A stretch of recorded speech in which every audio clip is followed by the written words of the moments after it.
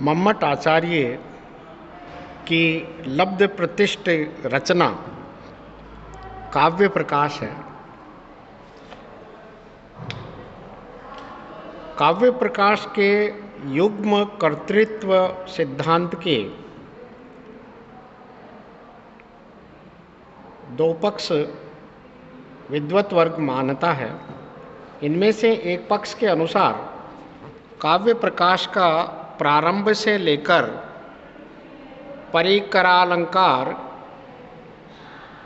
तक का भाग मम्मट का और शेष अंतिम भाग अलग सूरी का लिखा हुआ है। दूसरे मत के अनुसार सारा का सारा काव्य प्रकाश मम्मट तथा अलग सूरी की सम्मिलित रचना है। इस प्रकार काव्य प्रकाश के युग्म कर्तृत्व विषयक ये दो सिद्धांत बनते हैं।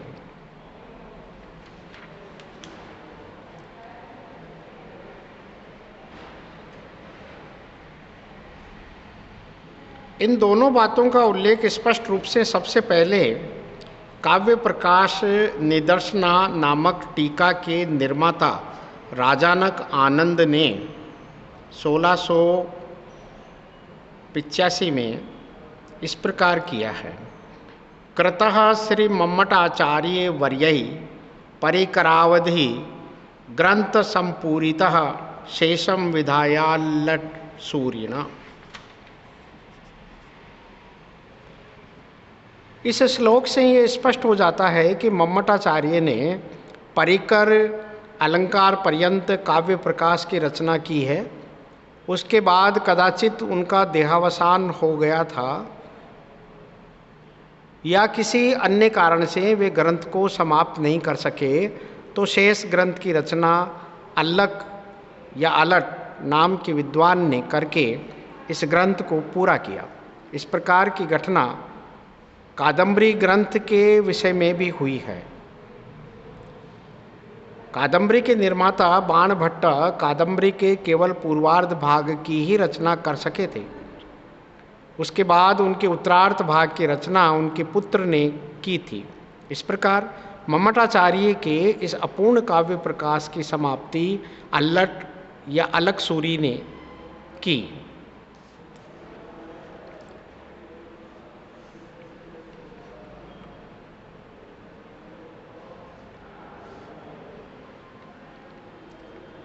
इसी प्रसंग में एक और तीसरा सिद्धांत भी है।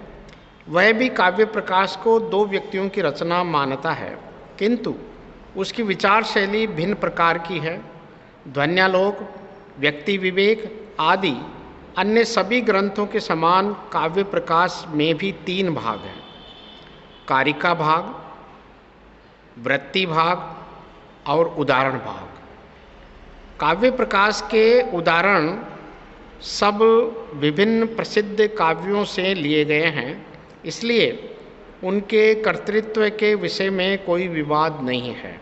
किंतु कारिका भाग और वृत्ति भाग की रचना के विषय में दो प्रकार के मत पाए जाते हैं। कुछ लोग इन दोनों भागों के कर्ता अलग अलग मानते हैं।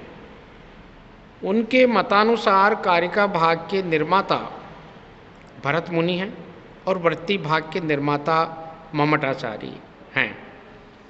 दूसरे लोग कारिका भाग तथा वृत्ति भाग दोनों का निर्माता एक ही मम्मटाचार्य को मानते हैं।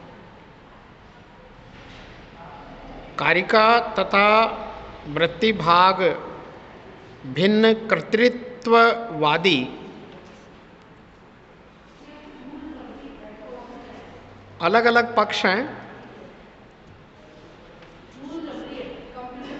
इन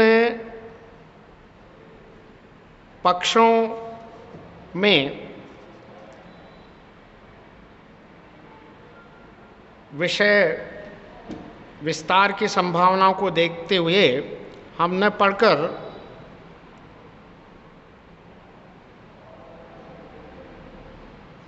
आगे बढ़ते हैं। मम्मट का काव्य प्रकाश संस्कृत साहित्य के विद्वानों का अत्यंत प्रेम भाजन रहा है। इसलिए इसके ऊपर टीका लिखने वाले विद्वानों की संख्या बहुत बड़ी है।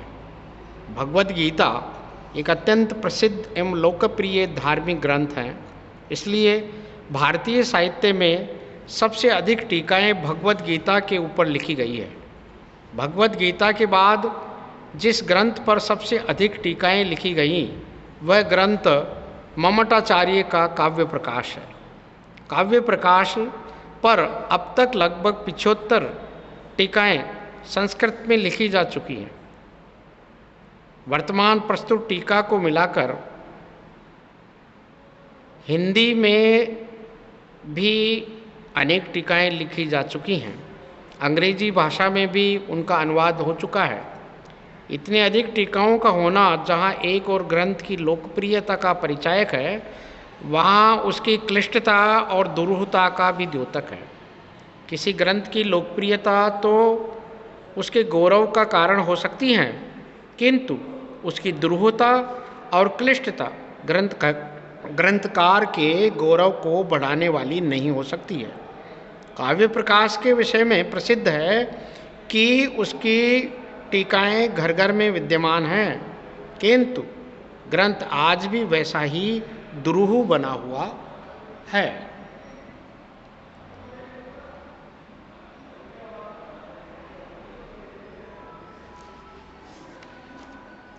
काव्य प्रकाशस्य कृता गृहे गृहे टीका तथाप्येष तथैव दुर्गमः, ये उक्ति काव्य प्रकाश के गौरव को बढ़ाने वाली नहीं है। ग्रंथकार का कौशल तो इसमें है कि जो बात वह कहना चाहता है वह पढ़ने और सुनने वाले को एकदम हस्तामलकवत स्पष्ट हो जाए।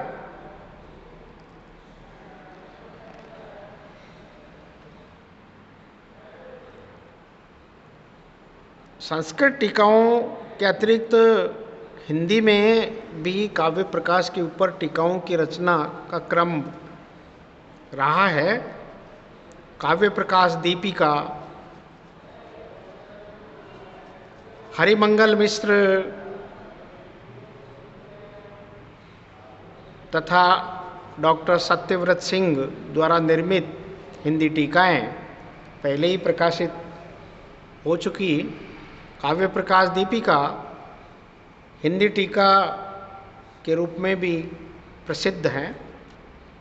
वाग देवतावतार मम्मट और उनके ग्रंथ काव्य प्रकाश ने अलंकार शास्त्र के क्षेत्र में बड़ा गौरव तथा आदर प्राप्त किया है।